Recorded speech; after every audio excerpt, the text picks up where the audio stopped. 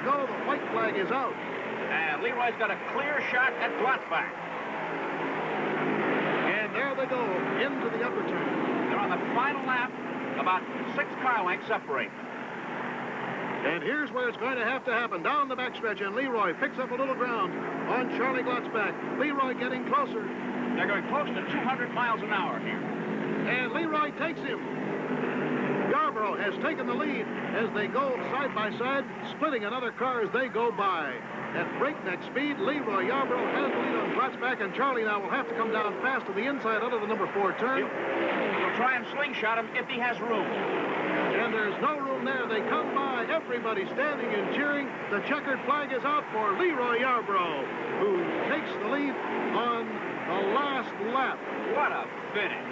Corner, and Allison went in high, hit that oil that was dropped by Petty's car, hit the rail. Cale went by on the underside, and then as he bounced off, Leroy just ticked him a little bit and got that number 98 Mercury sideways, but handled pretty well out of it as they continued down the banking. Then Leroy's car went up and rammed Allison into the fence a second time, purely accidental, of course. And here is where they started to change direction.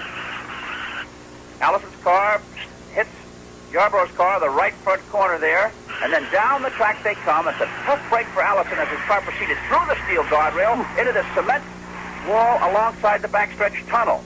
Yarborough's car stalled for a moment, but he did get it going again. And Leroy's car has been started. He's back out on the track, and here's the situation. If this battered and beat up 69 Mercury can make it around just this one lap, the race is all over. Under the yellow flag. Cale Yarborough here is in second place, but he's a full lap behind. The smoke is coming from the bodywork rubbing against the right rear tire, Jim. But it's still underway, still in motion. Just a matter now, hundreds of yards from the finish line, and Leroy Yarborough will wrap it up. Young man from Columbia, South Carolina. Now there's the white flag. That'll be given to Cale Yarborough. He still has one lap to go, you see.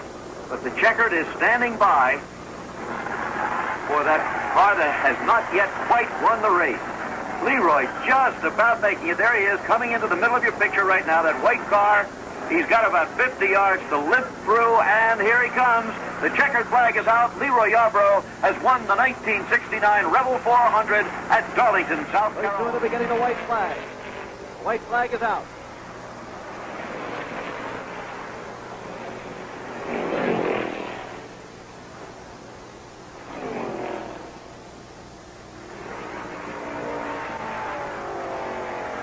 Baker is closing in. He's gained a little ground. Trying to set up for that slingshot effect coming out of the last turn if he can get close enough. Getting close enough to draft right now. It's going to be a sensational finish.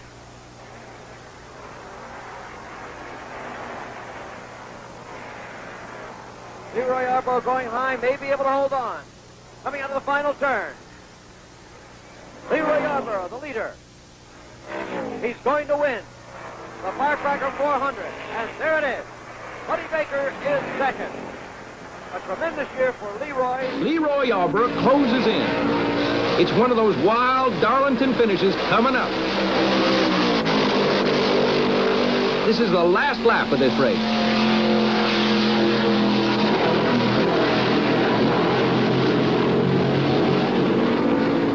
Leroy's knocking on the door.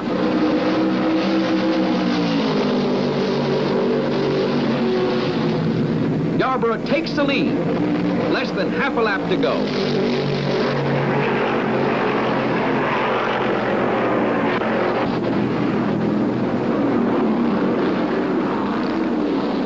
Here they come to the checkered flag. Leroy Yarborough wins the Southern 500, and his crew goes wild.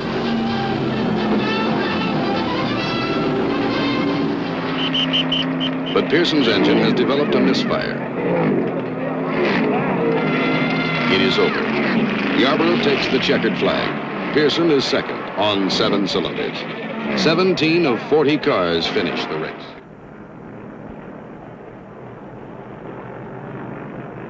The winner gets the checkered flag, still running under the caution. Leroy Yarborough wins the Charlotte National 500. to. And now he picks up the 12 as the white and green flags come out. 2.5 miles to go. And Dale Jarrett is right on the back bumper of Dale Earnhardt, almost making contact with him. Let's see how things play out as we enter the final lap. Jarrett looking toward the bottom of the racetrack, trying to get second place from Dale Earnhardt, and he may have it here. Jarrett has a half a car length on Earnhardt, and all this helps John Andretti. And Sterling Marlin. Look at Sterling Marlin. He'll make a 3 wide down the backstretch as they shuffle for position. There's Terry Labonte up on the high side of the racetrack, and Ward Burton is down in the grass as he tries to pick up position. God damn it! Come on. Martin, All right. let's see who wins this race. It's going to be John Andretti winning and Terry Labonte finishing second. The battle for third goes to Sterling. At the racetrack for the cars that have been damaged and whether we may have an injury in that massive accident that took place on the final lap in turns 3 and 4.